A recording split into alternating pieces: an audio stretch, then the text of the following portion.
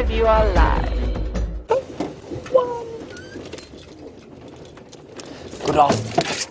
Good afternoon, everybody. We've just come to the hyena den. I was trying to get here before you joined us, and so I drove a little carelessly in here. There is the hyena mum. And I'm hoping she's going to bring her babies out. Now, you are on a live safari here in the middle of the Kruger National Park, well, actually the western fringes thereof. We're in a little place called Djuma, which is a small piece of a slightly larger piece of a collection of private farms called the Sabi Sand, all part of the Greater Limpopo Transfrontier Park. And if you're watching us for the first time, you heard me correctly, live. All the way from Africa. It's wonderful to have you with us. You can talk to us at any stage, hashtag Safari Live, or questions at WildEarthTV if you're on the email. No phone calls. The Postal Service of South Africa has now been on strike for nigh on 2 years, so don't bother to send us any letters. My name is James Henry. On camera today, Viam. There we go, Viam. Well done. Viam washed his hair today, so it's quite sort of all over the place. It's quite impressive, really, for those of us who don't have hair. Of course, that's a source of jealousy. Enough about that. On the other vehicle today, Brent Leo Smith with his long locks, and he's being filmed by the equally long-locked David Eastor. Yes, that is a real name, Eastor. In the final control, Rebecca is in my ear, and Louise is twiddling the knobs. Let's have a look at the hyena. So, like I say, live we are. And this hyena den we know, we've been here many times before, and our little special clan of hyenas, if you want to know a little bit more about them, there's a wonderful Facebook group called the Hyenas of Djuma and Arathusa, which will tell you everything you need to know about the hyenas of Djuma and the property to the west of us, Arathusa, where we do traverse. Unfortunately, their den is not in a piece of land that we can go to, so we've never seen that den. But this den moves from time to time. This is a low-ranking female, and so most of the clan is probably not here all the time, but she's just given birth to 2 little babies. We've seen them twice, and they've popped out, and they've put their heads back inside. So I'm not sure if we're going to see them or not. I think we'll sit here just for 3 or 4 minutes, and then we'll leave her, and we'll probably try and come back again.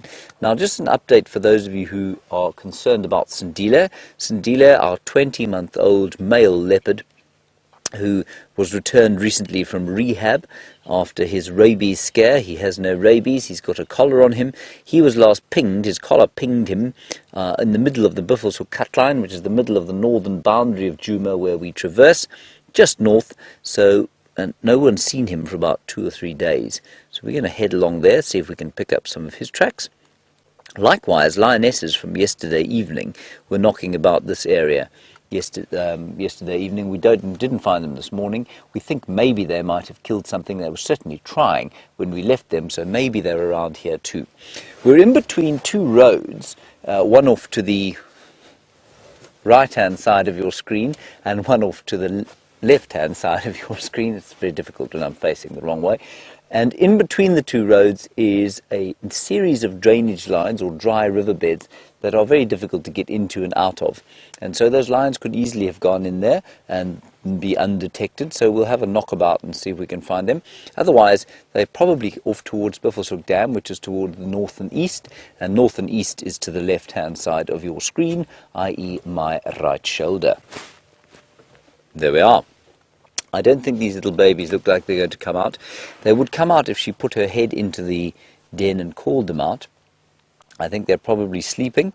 They could also be suckling while she's lying there, but because she's so sleepy, I think they're probably doing the same thing. So I'm going to suggest we come back a little bit later. Let's carry on and see what else we can see. Now this, of course, is the spotted hyena. And I must apologize for the state of my microphone. It is rather ridiculous, I have to say, but that, I'm afraid, is the fault of Jean Drey, who, I don't know, he's replaced the little sponge with a giant busby. I think he must have pilfered it off a guard at Buckingham Palace when he was last in London. So if you find or hear of a Buckingham Palace guard missing his busby, you know where it is. It is now affixed to the front of my jersey.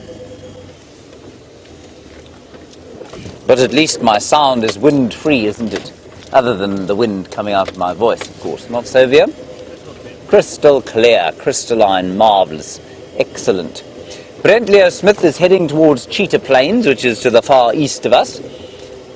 And he is not looking for a Singapore noodle stand there. He is looking, hopefully, for Quarantine. Quarantine, a male leopard, now 3 and a bit years old, who was there this morning. Magnificent looking fellow, very chilled out, very calm, and hopefully we'll spend some time with him. And his father, of course, has come back, which is wonderful. That's Mvula. Well, we think it's his father. And Mvula's been knocking about here, but still he's not marking territory.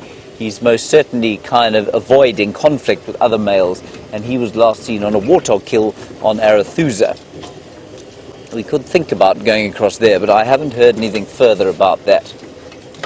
It's not a bad thought, actually. I want to just check and see if we can't find Sindila first, and maybe those lions. That would be very nice indeed. Also, I know that many of you will... I know that some of you will be new viewers as a result of our TV special that we did on National Geographic Wild, or Nat.Geo Wild, I think it's called, not National Geographic Wild. And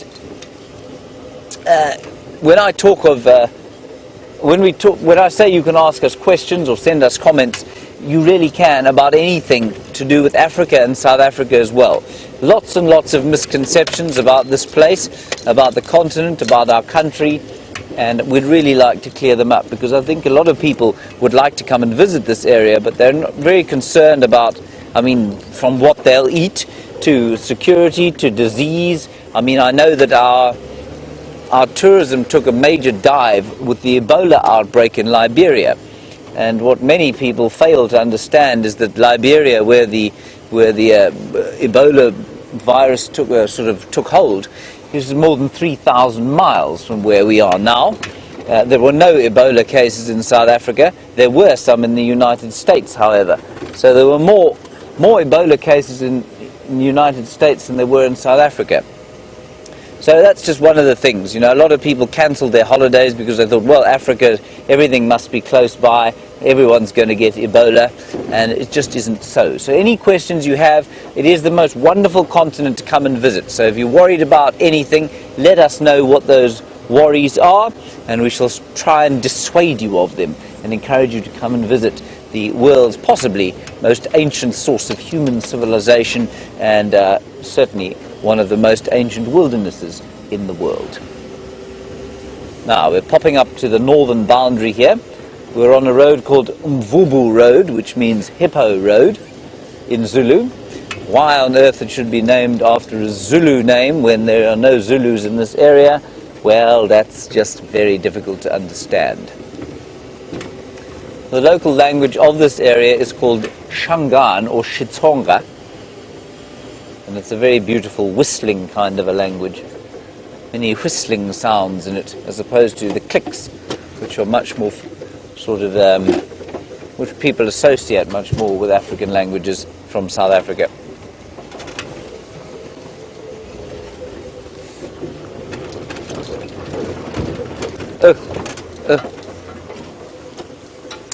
Thank you, Andrea. Nice question from you about malaria. Is malaria a concern? Well, Andrea, malaria does occur in the Kruger National Park, absolutely. Have I ever had it? No. How long have I lived here? About 12 years, never had it here. Do people sometimes get it? Yes, very odd cases. VMP Ariel's down, I'm afraid. Yes. So it is a concern for some. Brent, who's had malaria 28 times, has never caught it from here. He walks past a mosquito, and if it's got malaria, he will get it. And so it's really a pretty low-risk area. Nothing to worry about. And these days, if you do get malaria, if there is a chance that you'll get it, then it's very easily treatable. And you can, of course, take prophylactics, which will stop you getting it. They're almost 100% effective. So yes, a small risk if you come here. At this time of the year, almost no risk at all, because there's no water around. Very nice question. Thank you for that, Andrea. Now, to the left of us is Biffleshoek. That's an area we can't go, but the animals, you can see, are free to come and go as they please. There's no fence along here. Now, Brent Leo Smith has made his way to Cheetah Plains. Let's go and find out from him what he's going to achieve this afternoon.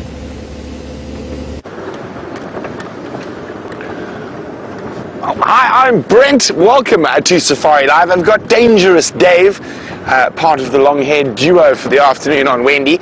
And of course, on the Sunrise Safari, we saw a favorite leopard of a lot of ours, the quarantine young male. So now I'm really hoping he hasn't moved too far, and we're going to be able to find him again on the Sunset Safari. I'm worried that elephants might have chased him from his termite mound, so we're going to start looking very carefully for tracks.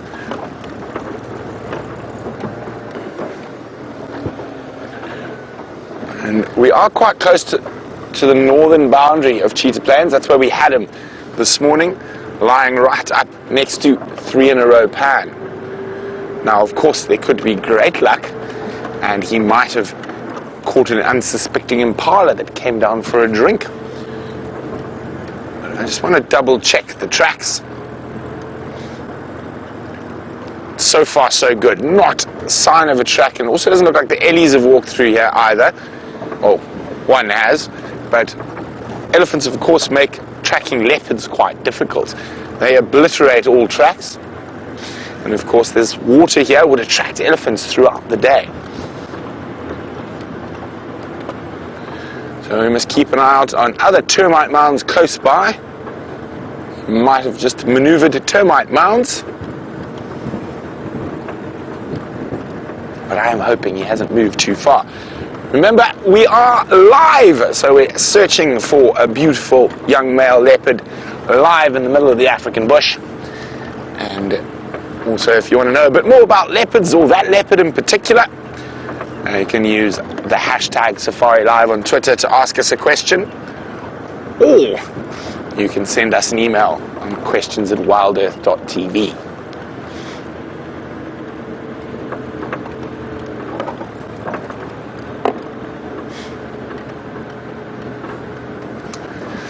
Hi, Aaron. Aaron says we're certainly not short on leopard sightings at the moment. May we have a recap? Of course you may. So let's...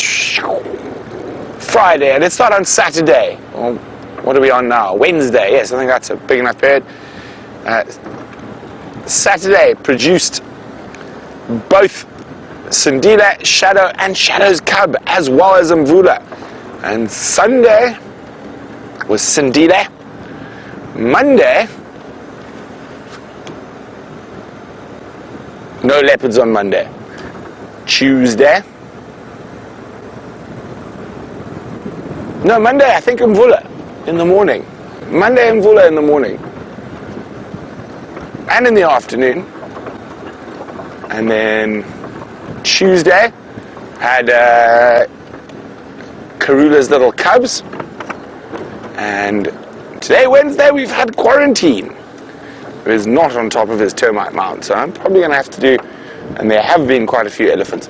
I'm just going to have a quick look around. We're going to move down there and check on other termite mounds in the area. He is fond of a good termite mound, young Quarantine.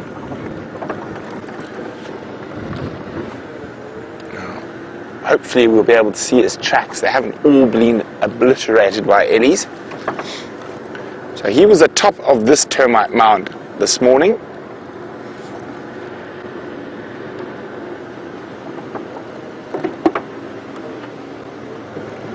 Now, which way could he have gone? So I'm going to check down towards the next road junction. And if we've got nothing there, then I'll come back and maybe take a walk around the termite mound. Just want to make sure he hasn't headed off to the west. It doesn't look like it so far.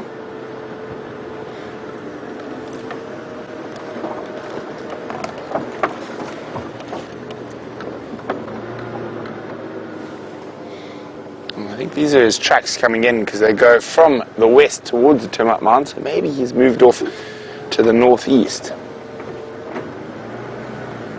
Let's have a look around. Now, I want to keep looking. There's quite a few big termite mounds in this area.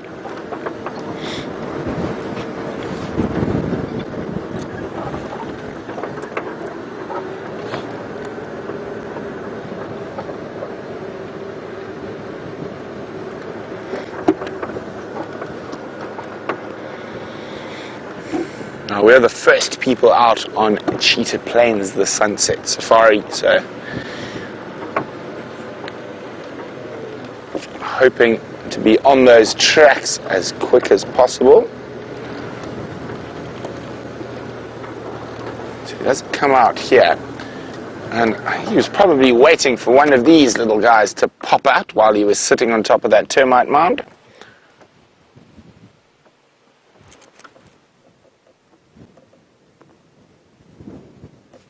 A little male steenboggie. And there's the female. So I was wondering if maybe during the day he might have caught one of the pair we see here regularly, but it looks like they're both fit and well. So let's carry on. Now, hello Julia. Julia in Houston is wondering if I've ever been to the Selous Game Reserve. I in fact lived there for quite a few years, Cheetah. I used to run a 300,000 acre concession in the southern Selous, where we used to do big game walking safaris. So I've spent a lot of time in the Selous. I think the longest period I spent without leaving was about 9 months.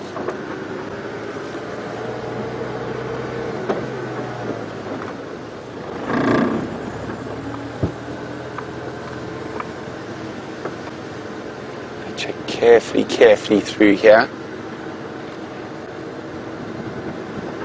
Now there's a big game path that goes from the pan to our repeater, so I might even check around there.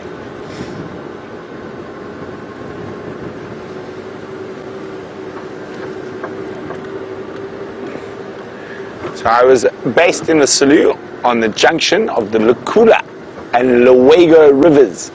And we actually built up those camps from scratch, put in roads. We took over a hunting area and turned it into a big game walking safari area. Very, very beautiful part of the world. Lots and lots of wild dogs. So, of course, I was quite happy.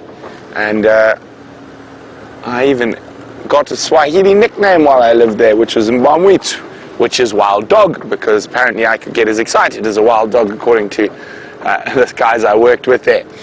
But on that note, let's go see what Commander Bond is up to.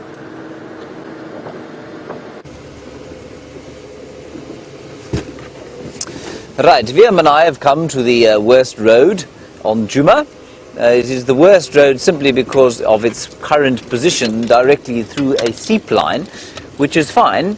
It's just a little bumpy, and it's a good place to come and look, especially in the summer months, you can see, for buffaloes. And you might find other things wallowing in these little mud wallows. So it's a good place for mud wallowing animals. Warthogs, of course, they like to wallow in the mud. It is quite chilly today. It's probably only about 16 or 17 degrees Celsius, which is about 65 degrees Fahrenheit. So quite chilly, a bit of a wind coming out of the southeast, and that is normal with the frontal weather. This kind of cloudy, gunmetal grey sky does normally come out of the southeast, and it's quite nice to have every so often. And I know many of you, especially in the United Kingdom, for example, will be mortified by the thought of me saying, well, you know, it's quite nice to have a grey sky every so often, because I know how much you value your sunny skies. But, you know, for months on end in this area, we only have beautiful blue, deep winter skies. And every so often it's nice to have a bit of an eerie grey sky. Now I'm in this area because we thought maybe the lions would have come across here. Don't think anyone drove here during the course of the morning.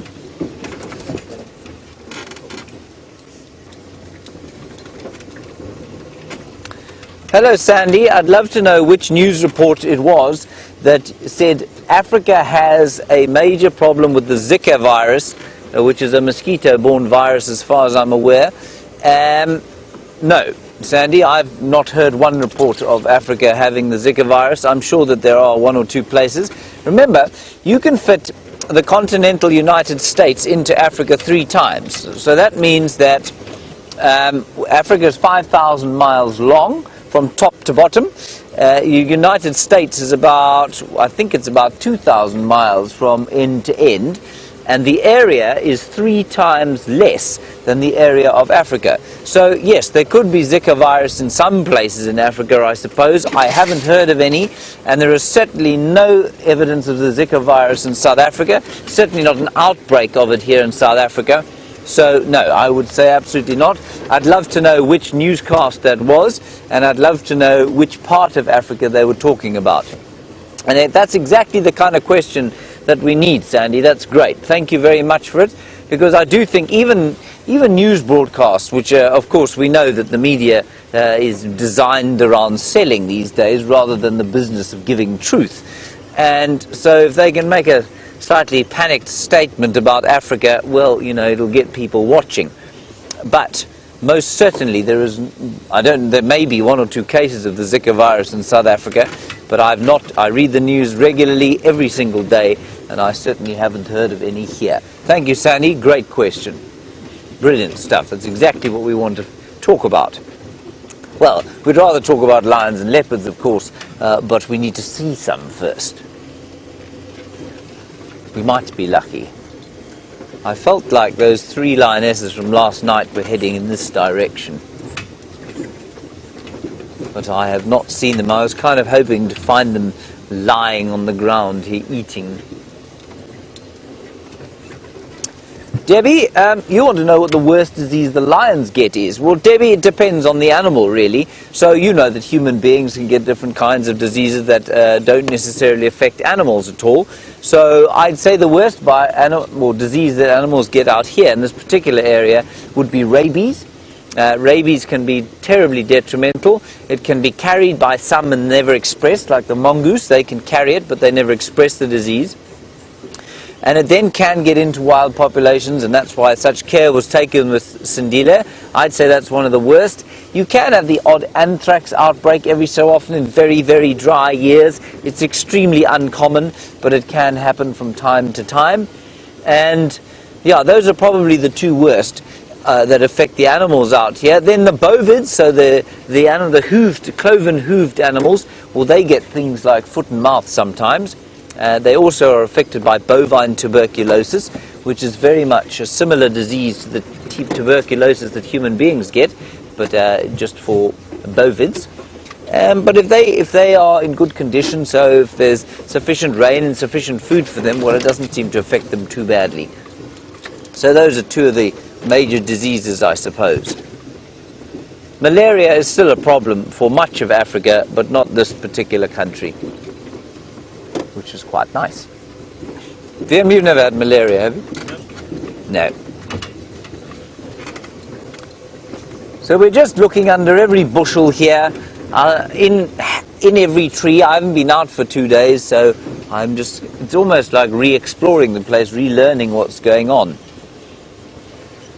So that's what we're doing. And what I really have noticed over the last 4 or 5 days has been the change in the color of the leaves.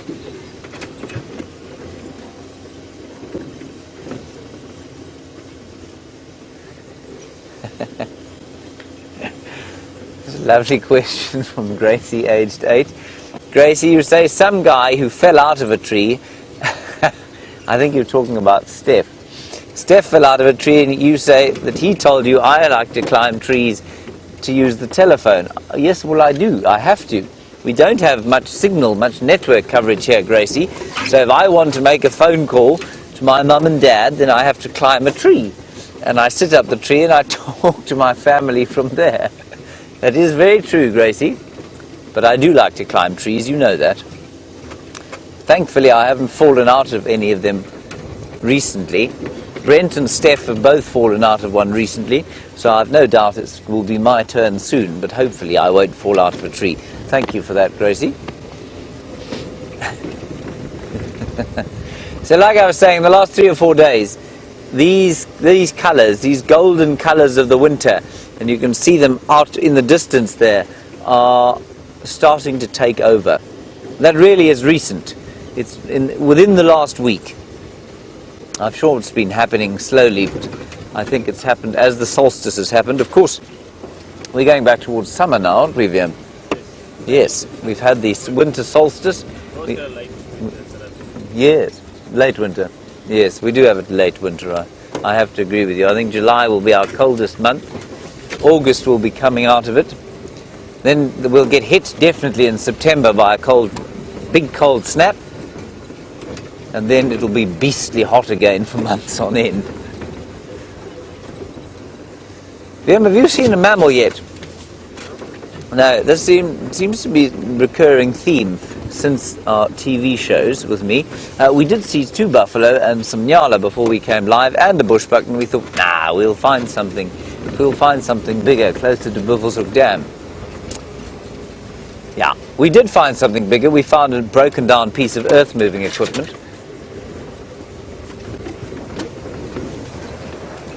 Yeah. So Sandy, thank you for that. You've come back to me and you've said that CNN reported that the whole of Africa had a problem with the Zika virus. I can categorically tell you that CNN is stretching the truth quite substantially there. There is a mammal, a little nyala and her calf. So Sandy, I wouldn't worry about it. I think the chances of you contracting the Zika virus here are smaller than the chance of you contracting it in the United States. Look at that little thing. That looks like a bit of a cut there, doesn't it, Viam? May have been set upon by a predator at some stage. But she's got through it. Very small, very sweet. Looks just like a sort of Bambi, I suppose.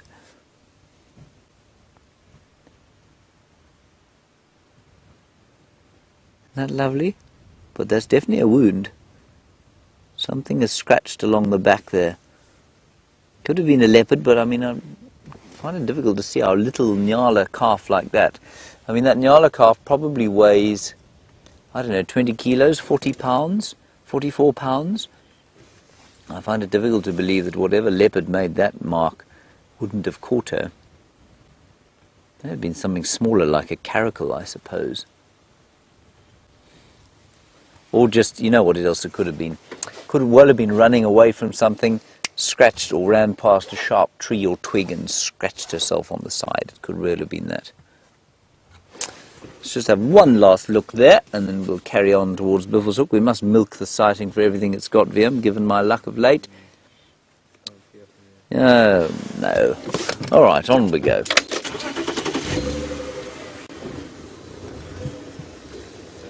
There we go, one last look. And they like these areas. You may have noticed that we've been coming downhill for some time, and we're now into the drainage system that eventually leads up to Buffelshoek Dam. And the bush is thick, which means that it's out of this sort of nasty wind blowing from the southeast, and it means that there's some greenery to eat for these browsing antelope. And they can hide a little bit. Their camouflage is effective down here when they're being stalked by the predators. Very nice, Viam. So just hold that shot if you don't mind, VMP.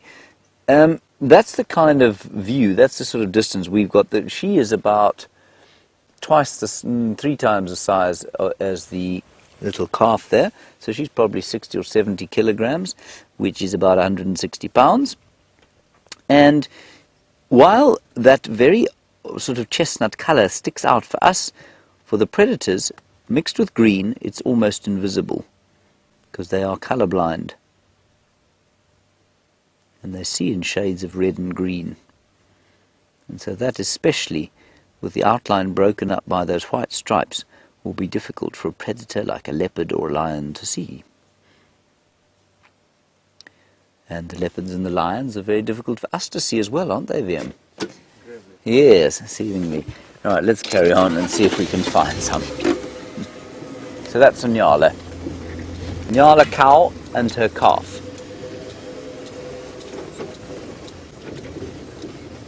Let's ease our way through here. checking under the bushes, over the bushes, on the termite mounds. I hate to think, I tell you, when I think about the number of kilometers I've driven around game reserves, I hate to think of the number of leopards I must have gone past just by, you know, not looking under that bush while I was looking under that bush on the right-hand side. But they just do find it so very easy to hide away. I suppose I should be more astonished by the fact that we see them at all.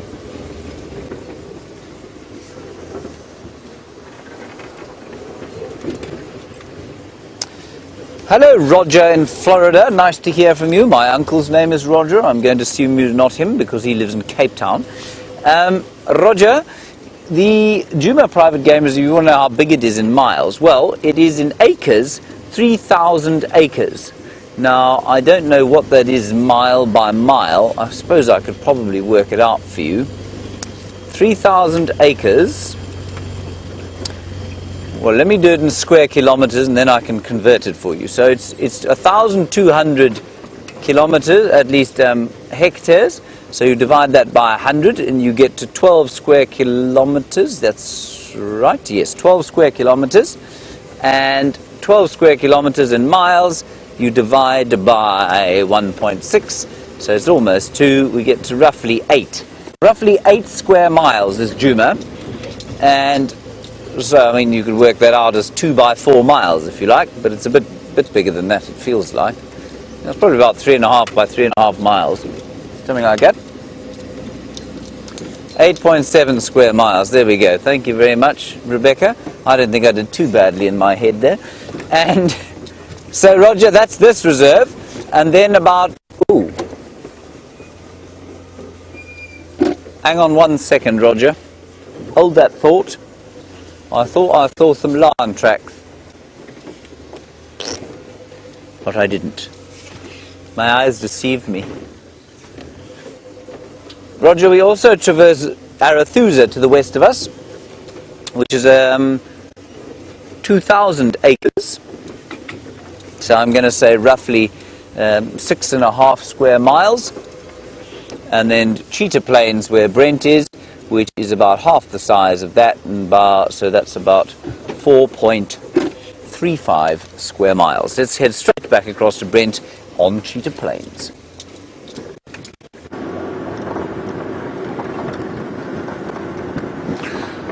Now, we found the tracks of where he came from going in. I haven't found any tracks coming out yet. So I just want to have a quick look at the Cheetah Plains pan, the only other bit of water.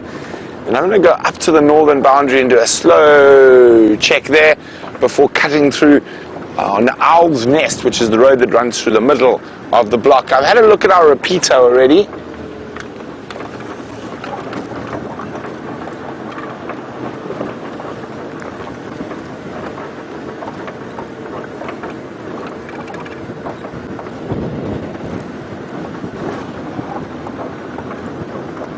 So we're about to arrive out in the open.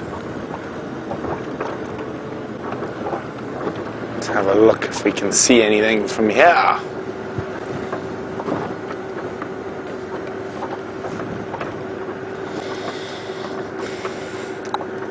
Quiet looking from here. See if there are any tracks.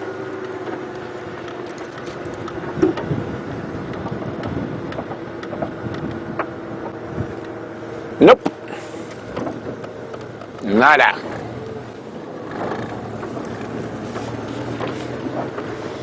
Okay, let's carry on. Head up towards the boundary with Inkoro and then check back to the west. Fingers crossed he's still here somewhere. Now, Deborah in Vancouver is wondering when he might start setting up his own territory. I think he's a couple of years off that still, Deborah. Probably he'll be big enough and strong enough and brave enough to challenge. Earliest I've heard of is about 5, normally closer to 6. Although I heard his brother started making some inroads down along the Sand River.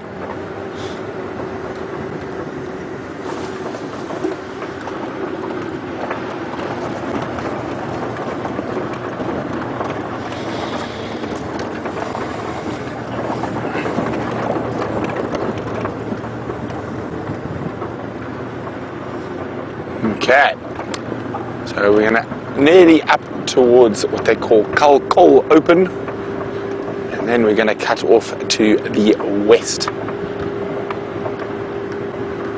Now on cool days like this, a lot of the animals don't need to drink as much, and of course they're not losing a lot of their water to evaporation or to being hot, panting, so less need for drinking, especially things like buffalo and impala and zebra. And it hasn't got warm today at all. It stayed pretty chilly all day.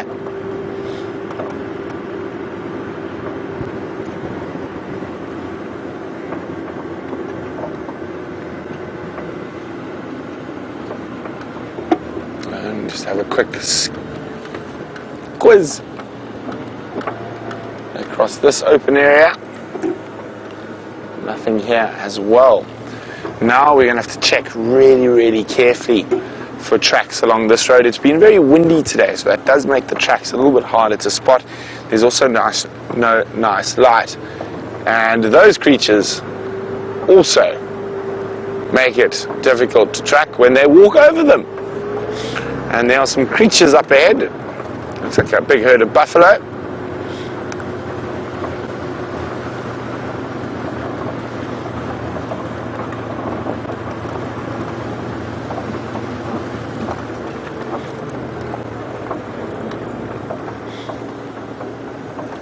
Well, maybe not a big herd of buffalo, but a herd of buffalo at least.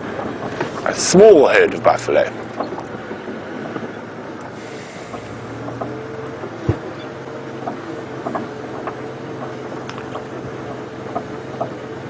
Oh, got a fancy hat, that female. She's broken both her sets of horns. That one there. There you go. Looks like a little bit more like a cow than normal.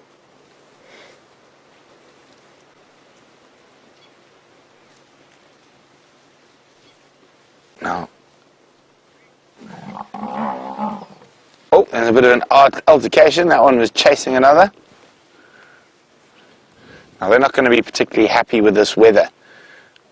Windy. It's a bad time to be a buffalo, especially if there are lions about. I don't think there are any lions too close to this lot, but they're going to be extra nervous today.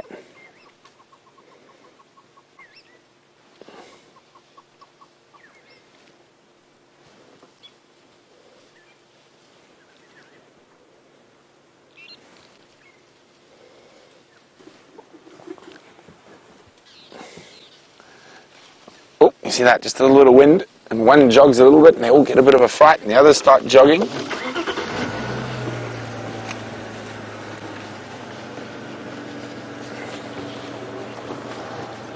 Hey, flows.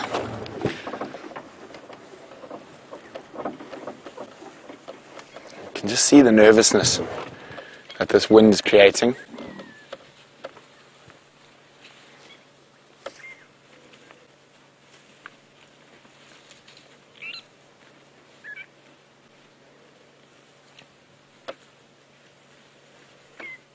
Now I'm moving across our northern boundary. Now they've stopped to feed in a seep line. You can see the seep line has still got quite a bit of grass, and even though it looks like it's quite dry and dead, they will be able to get quite a bit of sustenance from it. As there will be some green parts down at the base.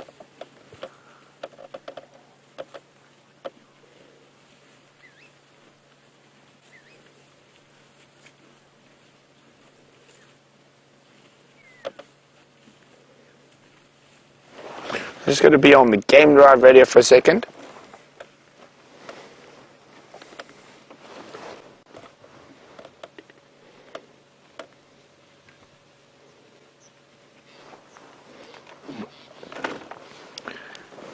Afternoon, Andrew. There's also a small family of Nyari. They've just crossed into Nkoro to the west of Kalkor Open.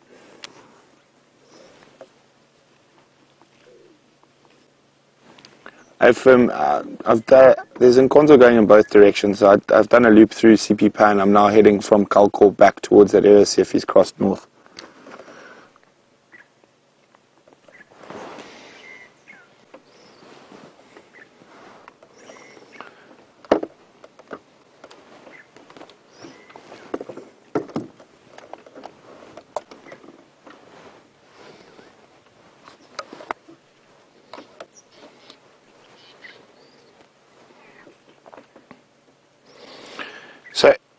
Zelda. Hi, Zelda's in Montreal, and she's wondering, is there really going to be a cull of buffalo and hippo in the Kruger Park due to the drought? And they haven't made a definite decision yet, but it's a strong possibility. Okay, I'm going to leave this little herd of buffalo. I'm going to keep checking for leopard tracks. So there hasn't been a definite decision yet, Zelda, but it's looking quite probable that there will be a large cull of buffalo and hippo in the Kruger.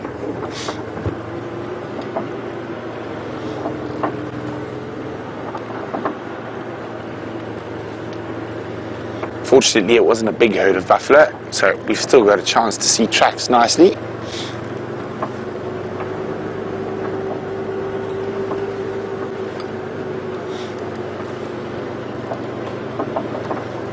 Well, the wind does make seeing tracks quite difficult, but we're just going to go very slowly.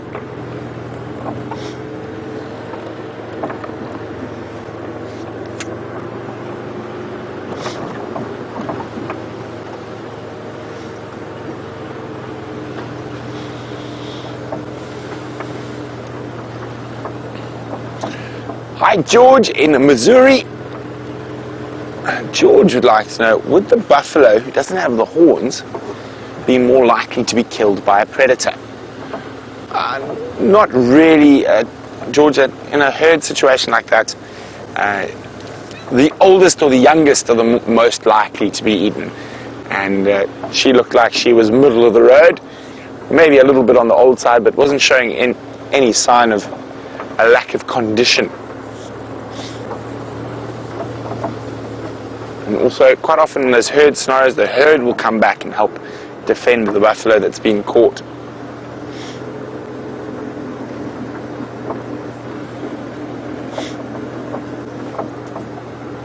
Okay, so we're checking very carefully now. Not only are we looking at the roads, I'm still checking the termite mounds.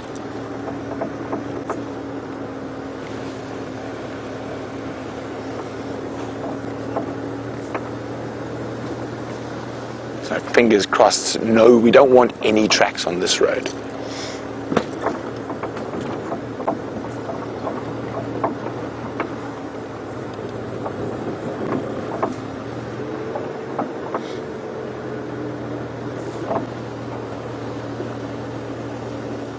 Oh, it's been cool all day, so he could have actually moved quite far, but normally young male leopards like that, he might not have moved too far.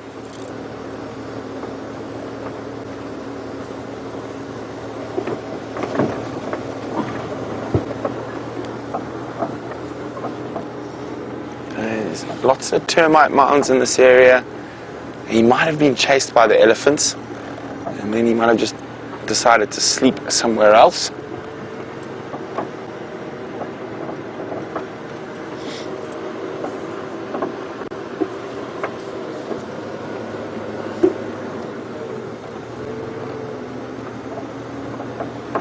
Okay.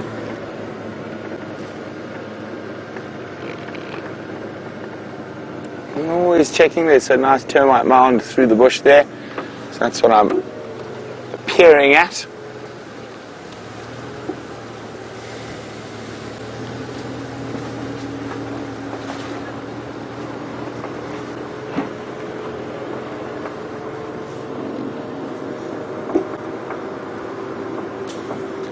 Now, every now and then we get a new viewer who would like to know, is this show really real? And Amabel, hi! It is, and we're live. So welcome to Safari Live, Amabel. And this is real. We are live in the African bush. At the moment I'm looking for a male leopard that I saw on a live drive this morning. And he has moved off, so I've got to do some tracking. So I'm looking for his footprints at the moment.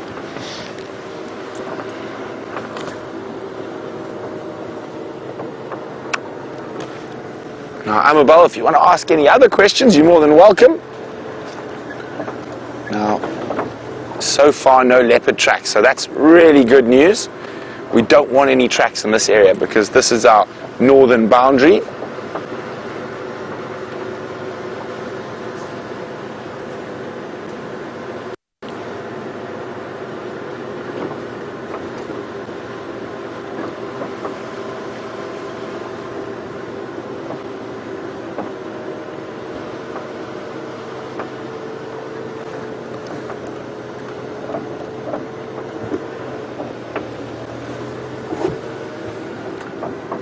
Hi, Molly.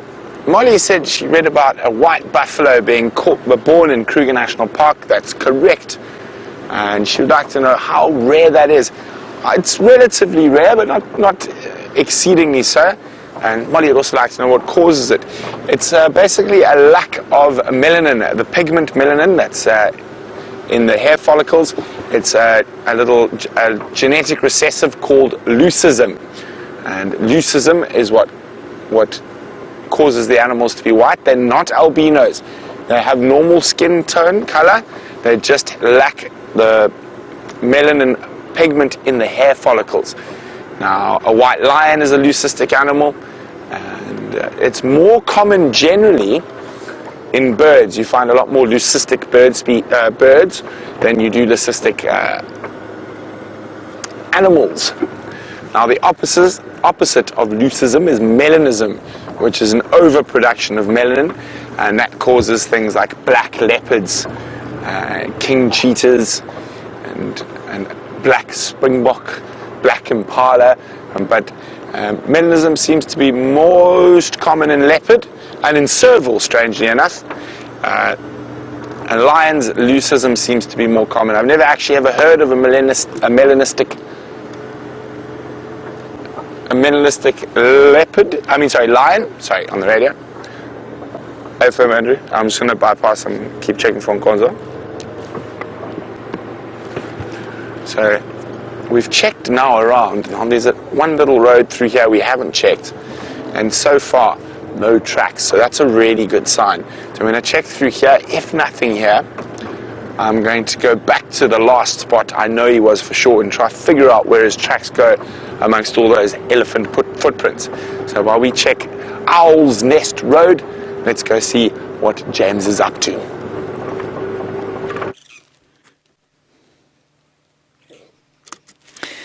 Well, James and VM have failed to find any kind of animal life, everyone, but we have got a remarkable view. So I was just mentioning how the trees had changed colour, and you can see there how they have. You can see the golden sheen on the tops of the trees all the way there to quarantine clearings. That's the clearing you were looking at there. It's a long, long way away from where we are now. Well, not that far, I suppose. Probably about, what's that, about 1.5 kilometres as the crow flies. There it is. I think that's remarkable. Are there any animals there, Vim? Can't see any. Can't see any animals there on quarantine clearings. I think that's fantastic. And just look at the grey and gold. Those are the colours of the African winter. Certainly the southern African winter. I think that's stunning. And then over above them, well, that's where Rebecca and Louise are sitting now, underneath that tower. And way in the distance, you can see the Drakensberg Mountains. I think that's rather special. Well done, VM.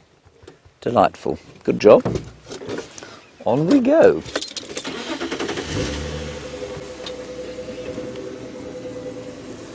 Hello, couple Kai. Very nice question from you about humans and whether they exist here on the reserve in settlements. Well, they do, in so much as we have settlements where we live as the Wild Earth crew. There are some lion tracks here, but they don't look very fresh. So we'll just knock about here for a while and see what we can find. Buffelshoek Dam's just over here. Couple Kai, there aren't any local people living on the reserve, so there are no sort of villages on the reserve or in any of the Greater Limpopo Transfrontier Park, which extends east into Mozambique and north into Zimbabwe.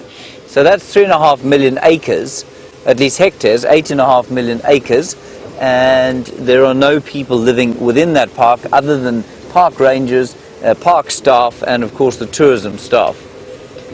But on the western borders of where we live, there are about 4 million people living on the western borders of the Kruger National Park, and they're pretty poverty-stricken rural villages where unemployment reaches 60% in some cases. What have you... Oh, well spotted, Jim. Vim spotted a pig. That's brilliant. He was terrified. A terrified pig. Everybody, that was a warthog. Briefly. Our mammal list is going, Vim. It's up to 2 so far. Right, so plenty and plenty of people living on the borders of the park, but none inside the park.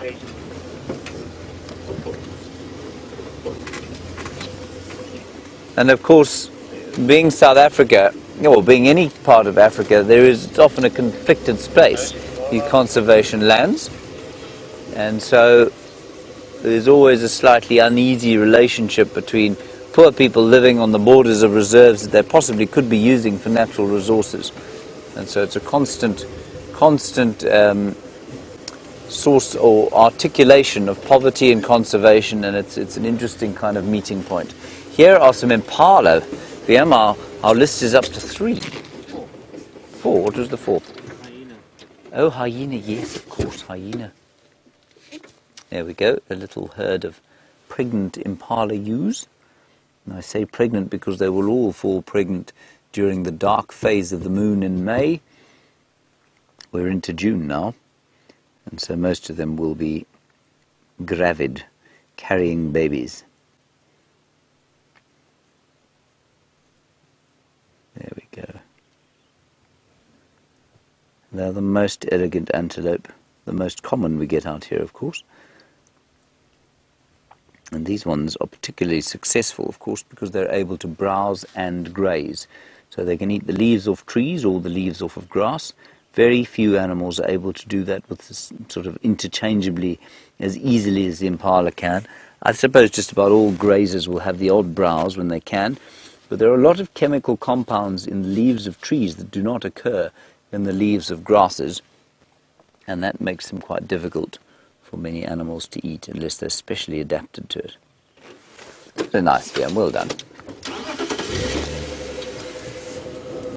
We're going back towards Buffelshoek Dam now. We did check it from the other side while you were away with Brent on Cheetah Plains. Wasn't anything there, so we're just doing a loop around this way. Like I say, there were those lion tracks heading this way, coming into the block over here somewhere. Maybe we'll be lucky.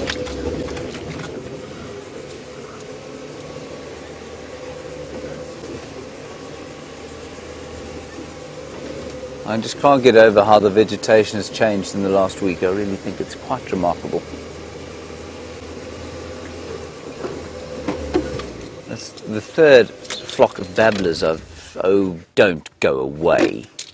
Have you got them still, Vim? There are 2 greater, at least 2 Cape Colossi starlings up there, which just look completely black unless they're in the light. They're actually iridescent purple and blue and green and turquoise, and that bright orange eye. Singing to you. There we go. Just standing, looking around. I love watching birds just sitting and looking. Now you may have heard the babblers going kek, kek, kek, kek. Let's go a little bit. Oh, you know what else there is? There's a red-billed woodhoopoo. Oh, there's a babbler. There's an arrow-marked babbler, everybody. That's a brilliant shot. Well done. That is the arrow-marked babbler. That is 2 arrow-marked babblers. They live in a flock. And they're called arrow-marked, of course, because they have little arrow-shaped markings. There we go. I've moved forward a bit. Look at the beautiful red around their eyes when one of them deigns to look at us. Backwards, you think?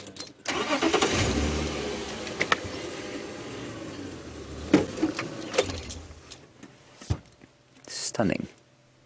Now they're all fluffed out, of course, because it's a bit chilly, like I say, probably about 65, 66 degrees Fahrenheit. Which isn't very cold, but this wind does drop the temperature somewhat. They're sitting in a marula tree. Very nice. Peaceful. And they live in a flock. And their little flock will sort of, if I'm not mistaken, I'm just going to check this up quickly. Their little flock is, they're communal breeders, so there'll be sort of a dominant breeding pair within the group. And the rest will probably be offspring from a previous clutch. And they'll help raise the sort of next clutch. and then go off and start their own flock.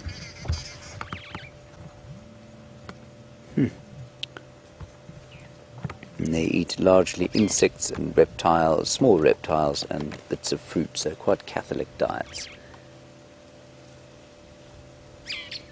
You have to be able to, if you're going to survive here during the winter, or any bird that overwinters anywhere, it's got to have a fairly sort of unfussy diet, because you can't eat fruit only in the wintertime. There isn't any. You can't only eat insects because there aren't that many, and then you can't only eat seeds because there aren't that many either. So you've got to have a very kind of Catholic diet. And I often wonder how on earth these birds get through the winters, given how little there is by way of insect, fruit and seed.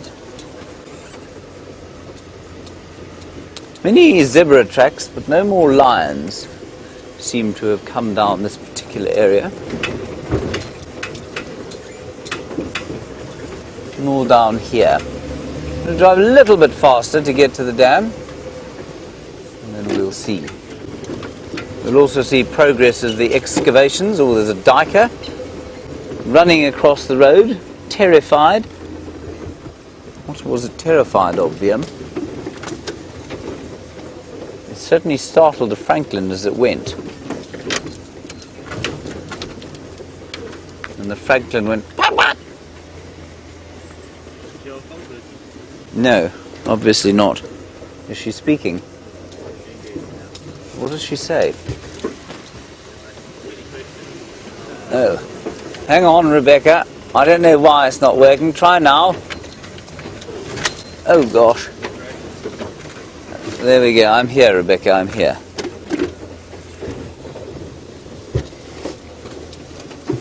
No, I'm not ignoring you.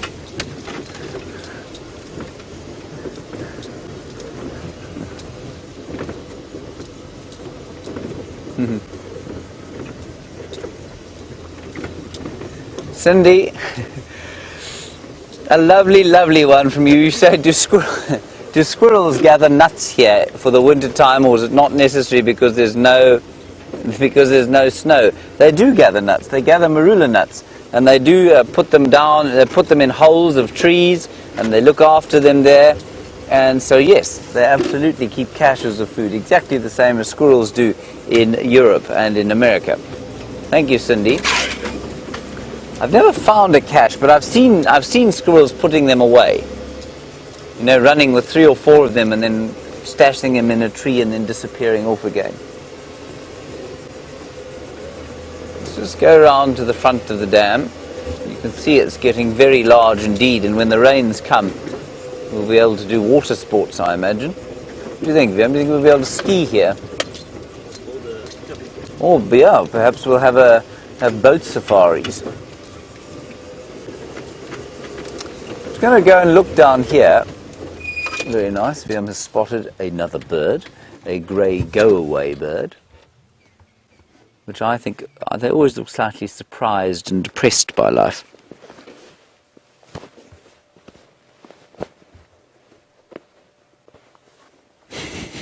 I don't think this chap's very happy to be so cold. They're also not that happy, of course, because they are by far the least colourful of their family. Let me show you quickly. L for Lurie. They used to be called Luries. And of course one of their kin made it onto the cover of this book. There it is there.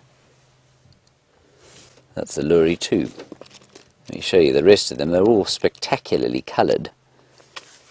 But for the little humble grey Lurie or go-away bird, there he is. There's the nicer one. There's the purple-crested, which you'll find in this region, just down on the rivers. And there, I would love to see that. That's called a Ross's Turrico. Isn't he beautiful? Certainly makes our little humble go-away birds seem a little, well, drab. Don't you think, Viam? I like them. You like them? Yes, well, you're a kind fellow. Let's go down this way, just to check if those lions aren't lying up. They often do like to lie up at the north of the dam, but they have been doing some work here today, so I'm not sure if they'll be here. By they, I don't mean the lions, of course.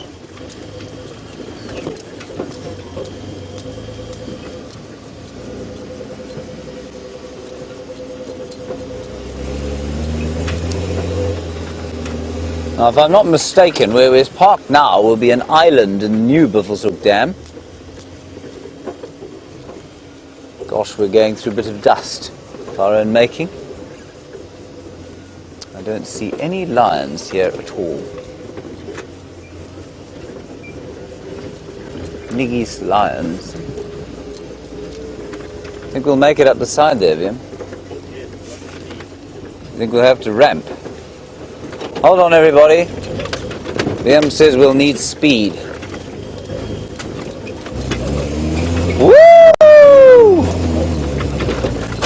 Wasn't that fun? I really did find that quite fun.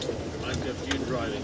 Yes, dune driving. Yeah, a little easier though, because the sand's a bit harder. So now we can drive straight across the wall at Buffelshoek Dam, which we couldn't do before.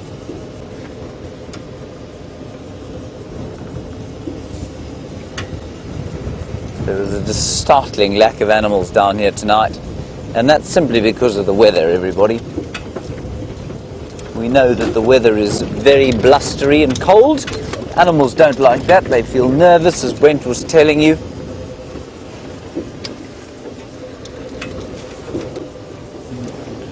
I don't know if she's... You must just tell me if she speaks, okay, Vim? I don't want to incur her wrath.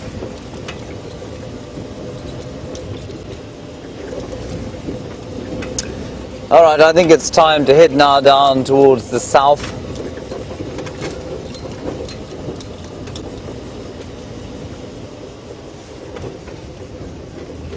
Hello, Aqua. A nice conservation question from you. You say, do the landowners take sort of a regular stock of their land, the grazing, etc., and then limit the number of tourists that come in and out depending? Well, yes, they do, but the effect, and certainly in the Sabi Sands, the private landowners have got an agreement as to the number of beds that they can legally have per hectare, and that's to do with the effect that they think that they will have on the land. So absolutely, and likewise in the Kruger they do the same sort of thing. There are some dwarf mongoose and they're running into this termite mound. I'm sure they're going to be hugging each other in the cold and enjoying their afternoon tea inside that termite mound. Obviously they've decided they don't want to see us.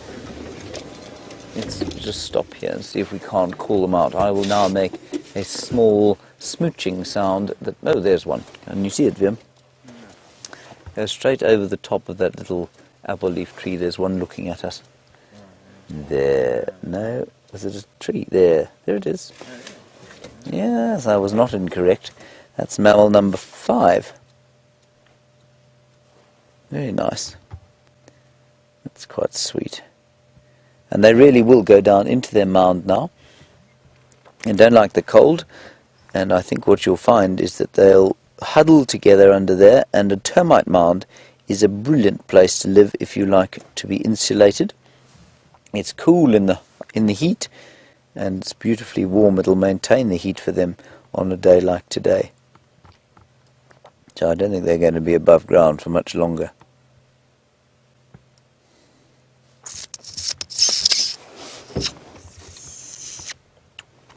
This is the noise you have to make if you want them to come out.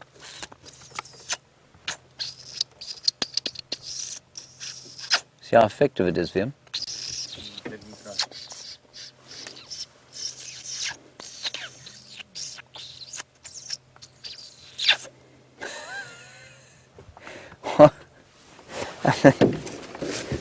That's utterly hopeless. Sorry about that. Right, on we go. How deeply embarrassing.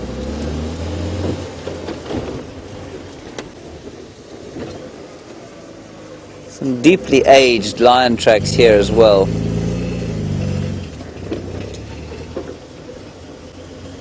I'm terrified I'm going to keep missing her, but no, I can hear her still.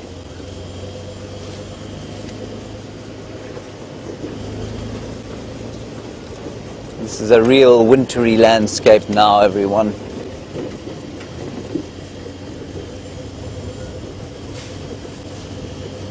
Jackie, you want to know what a lion den consists of. Well, yeah, it depends on the lions, really. You know, if they're very wealthy, they'll have a kitchen, 3 or 4 bedrooms, you know, 2 or 3 entertainment areas, a good veranda, a flat screen television, and high-end entertainment system.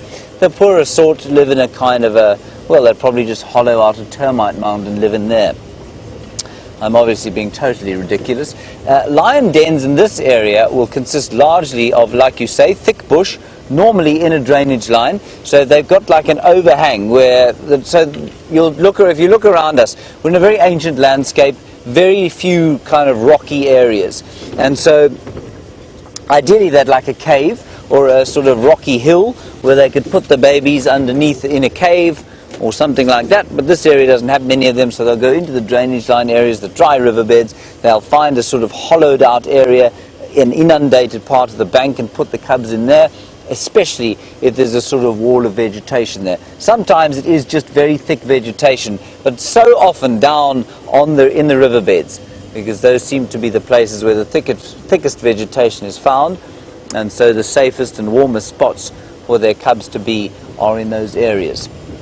They can also, I mean, much like if you're trying to defend yourself, if you backed up against a mountain and any threat is going to come, you know, has to attack you from the front, it's a good way for them to be able to not have to look around them all the time when they're defending the den. Very little is going to attack a lion from the front, and they can see, at least from the back, they can see everything coming from the front. So that's generally why they do it there. Nice question for that. Thank you, Jackie. I wish we could find that lion den.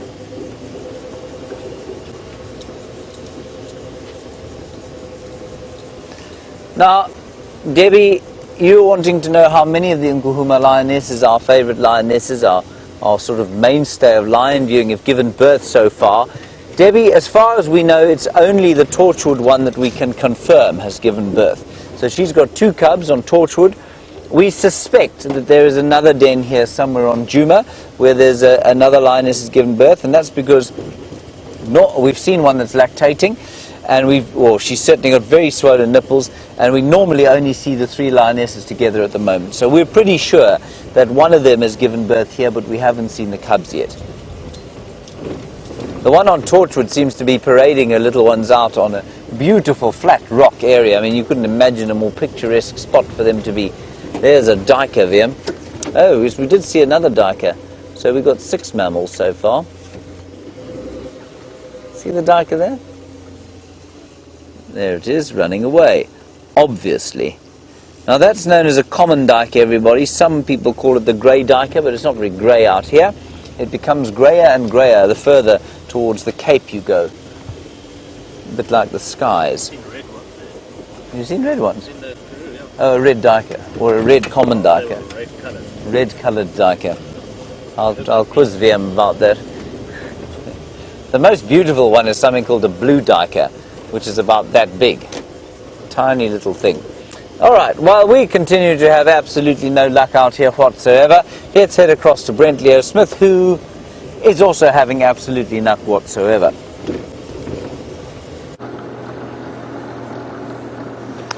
So luck doesn't seem to be working too well right this very moment. There's been so many elephants around that pan, I'm struggling to find which direction that quarantine went. I've got tracks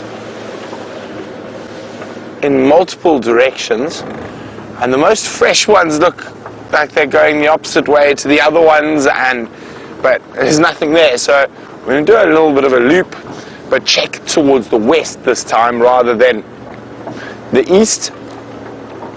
Andrew's checked south. We've already checked north. It's one of these mysterious flying leopards yet again.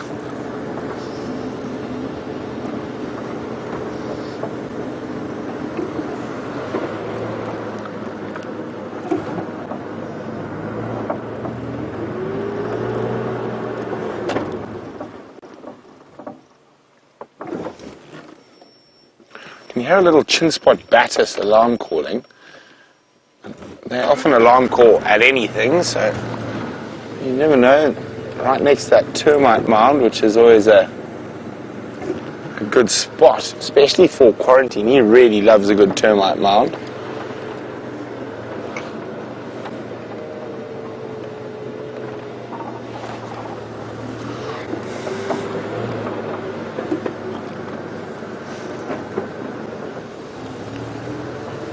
Now, while I was walking, I could hear elephants all over this area, and you got to be very careful when you're walking or tracking in the bush when there are lots of elephants around.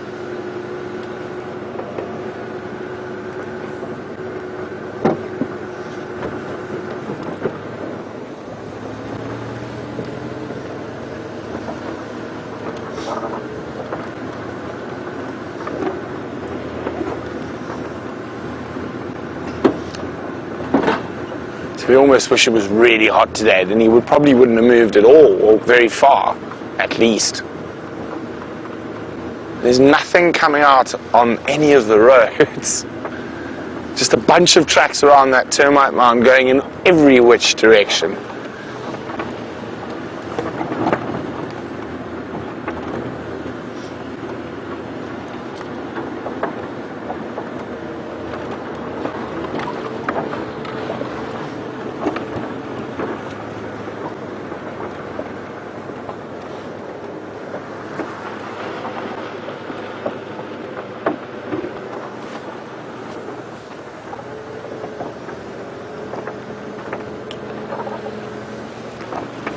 Another question from Julia Smith about the Selous Game Reserve.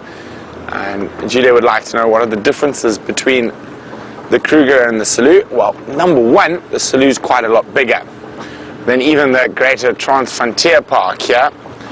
The Selous is about 5.4 million hectares, so 12, 13 million acres. Maybe actually even more than that, sorry. And then that's not including the hunting concessions and stuff that surround it. So in total, you're probably looking at close on 6 or 7 million hectares. So 15, 16 million acres in total.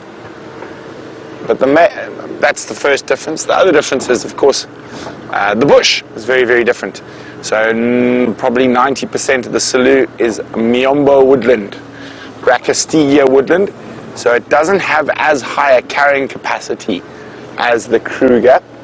Now, it's got a lot more big river systems, the Rufiji, the Luego, the Rovuma, the Quilombero, and those rivers are much bigger than any of the rivers in the Kruger. So around those rivers is where you have most of your game viewing on the alluvial floodplains, and those areas are very, very productive. Also, you get some different species. So sable, for example, are quite common in the Selous. So are eland. You get a different type of wildebeest there called a Nyassa wildebeest. It's got a white chevron across its nose. And traditionally, or even today, most of the Selous south of the Rufiji River is designated hunting concessions.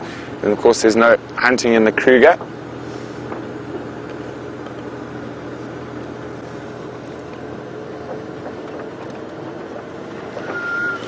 Where, oh where could you be, Mr. Quarantine?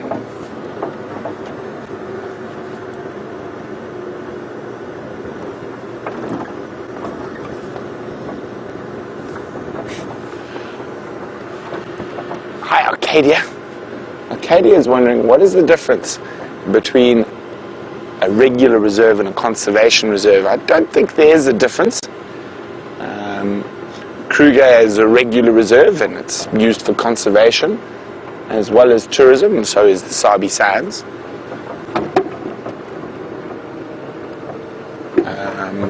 I've never heard of a conservation reserve. There's sort of high conservation areas. Generally, when you refer to those areas, they normally have a very unique set of plant species or animal species that are endemic or endangered to that area. Sometimes, I think. So I'm trying to think.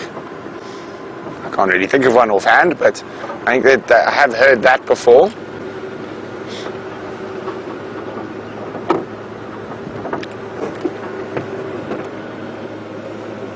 check these elephant paths to the north here again. I wonder if the elephants didn't just keep chasing him.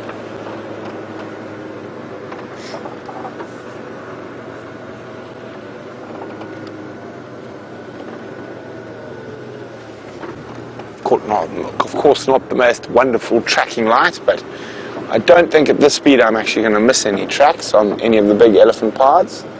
If you happen to cross in one of the hard clay sections, that might be a different story.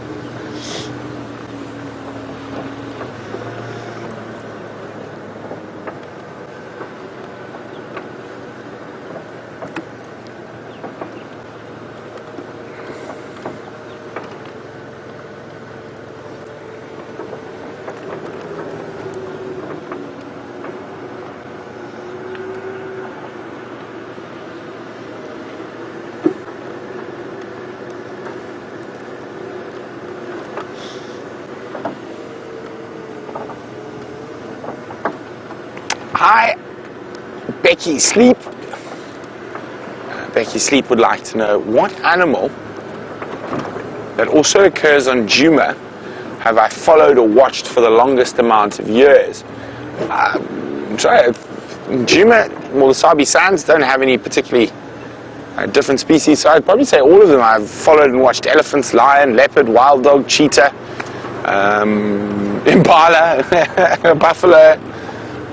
For as long as I've been watching animals, I've been very lucky to live in areas that have all those animals. Now, I am flummoxed at the moment. I cannot figure out where this leopard has gone. So what I'm going to do is I'm going to go down to the Mala boundary and maybe go have a look if we can find the cheetah. And who knows, maybe when we come back, he'll just be sitting on top of the same termite mound.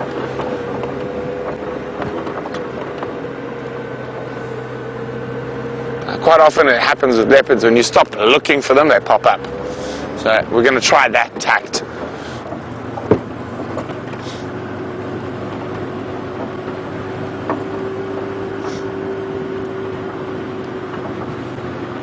Just double checking some of those bigger trees there, making sure he hasn't popped an impala in a tree.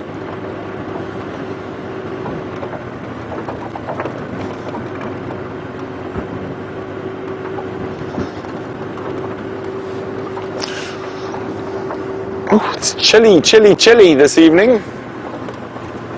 I think we're going to go have a quick look around the big open area to the south and come back again past this area, and then if we have no luck, I think we might start heading back for Djuma, because it's a long, cold drive from down in Cheetah Plains.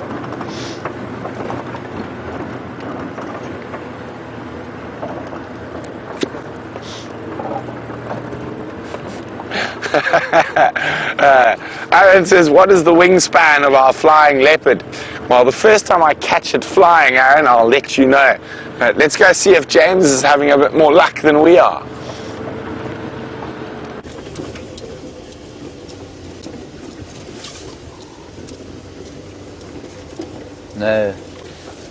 No more luck, everybody. Just the barren wilderness. I must say, it's very brave of Brent to have decided that, having given up on leopards, he's now going to look for cheetah. I wish him all the best with that one. Okay, what we're going to do, we've given up on the lions, we're going to head down towards the south and see if the queen hasn't come back across. And then we're going to head across to Arathusa and see if that Mvula sighting is still going. Because I think Rusty might be okay over there with some signal. So we'll just do a brief boat ride down to the south. See what we can see in the drainage here. Of course, this is where an animal might want to lie in the wind and cold. There is a buffalo kill on Buffelshoek, by the way. And so, were you visiting Vuyatela or Gallagher, you could be viewing there. Our signal doesn't cover that area at the moment. And there's they killed the buffalo apparently sometime in the middle of this day, which is fantastic. But the Torchwood Pride, so not our ladies.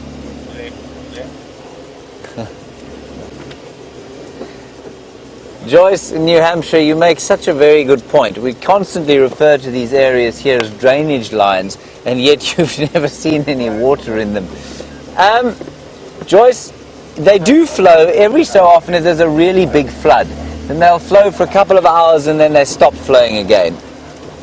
But what happens is, I imagine that they were created, most of these old drainage lines like this were probably created or probably thousands of years ago, you know. Before the advent of human settlement in the area, I think there would have been a lot more water flow, and I think there was probably a time when this was probably a much wetter area than it is now. So I think they would have flowed permanently back then. They would have cut these swathes down through here, but I don't think they were ever sort of permanent. With the one tree that turns a lovely pink colour during the winter, and that is the tambuti tree. Very toxic. Stopping to listen to see if I can hear terrified animals, alarm calling at the great plethora of predators we're sure to find around the next corner. No, nothing. That's very beautiful, VM. I mean, for VM to be filming a leaf by choice. Desperate times. Desperate times. Like there's a dead one. Now, B. Wilson, another very nice question on the subject of animal movements. And in an area like this, will animals move out of the area when all these leaves, because that beautiful orange or pinky leaf will eventually turn brown and yellow and then fall to the floor, as all dead leaves do. What will the animals do when all the leaves go? B. Wilson, they can't migrate. There's nowhere that, well, I mean, they could, but there wouldn't be any real point, because everywhere in the area is experiencing the same winter, the same drought.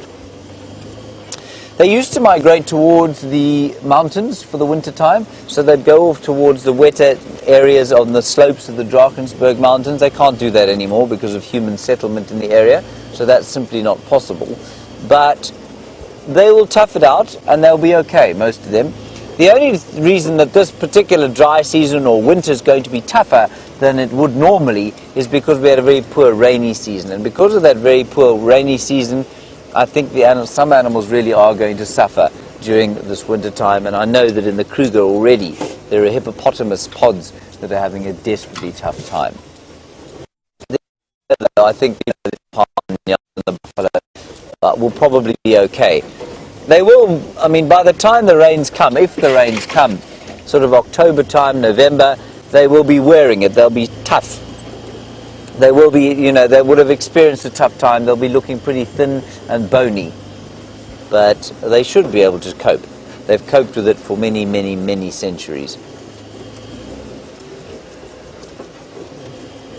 Although you wouldn't say so, would you, right now? You'd say that everything had probably absconded and migrated away as fast as possible, leaving the odd straggler, 1 or 2 dwarf mongoose, 2 duiker, 1 nyala, and 1 or 2 impala, who didn't get the memo about the mass migration out this morning. And apparently my list is more impressive than Brent's at the moment. I'm very sorry for Brent then. Now, Kathy, you say, are we expecting rain with these dark clouds? No. We're certainly not rain that would count. We'd have maybe a few spits. There were a few spits of rain this morning, but nothing that would sort of wet the ground even. No, so these fronts generally come through, and by the time they've hit us from the Cape, they've lost all their water. And so if you take a map of South Africa and you look at the southwestern Cape, at Cape Town, these fronts hit the Cape, they get very wet there, they are a winter rainfall area. As it moves up the western Cape coast to the eastern Cape, it may or may not rain, but by the time it gets up into the Highveld or the highland areas of South Africa and then down into this area, it's all kind of rained out. They're all definitely summer rainfall areas and get very little rain during the winter, if any. I don't think we had any rain last year in winter at all. Rebecca, what was that? Click. Oh, there we go. Ooh, Kim, how many countries are there in Africa? I think there are 48 countries in Africa. 48. I'm not going to try and list them all to you, but there are many, many. I think there are 48. South Africa, Zimbabwe, Zambia. No, I'm not going to try and list them all for you. We could try that. It's just Rebecca will tell me how many there are. I'll see how many I can get for you.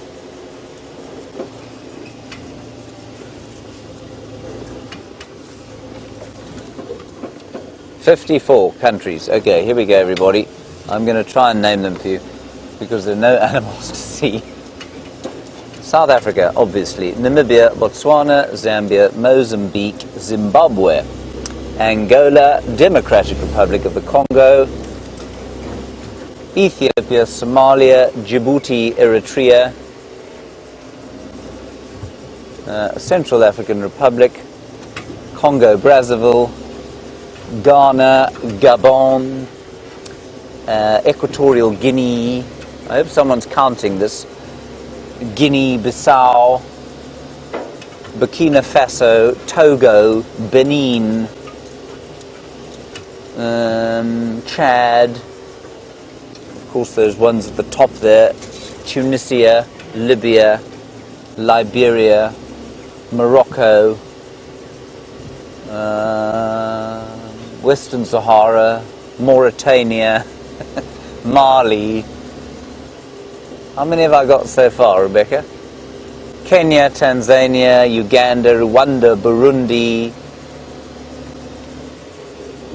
Egypt, of course, how could I forget Egypt, Algeria, Tunisia. I can tell they're going to be some obvious ones. The Gambia, Western Sahara, I think I said that one. I'm definitely, Nigeria, Niger, Nigeria, Niger. Yeah, that's about most of them, I think. So you can see there are lots and lots of them. Swaziland and Lesotho, yes, they are sort of part of South Africa, though, so they don't really count. There's some alarm-calling birds in here, Vim. They've probably seen a very small snake, which will be invisible to us.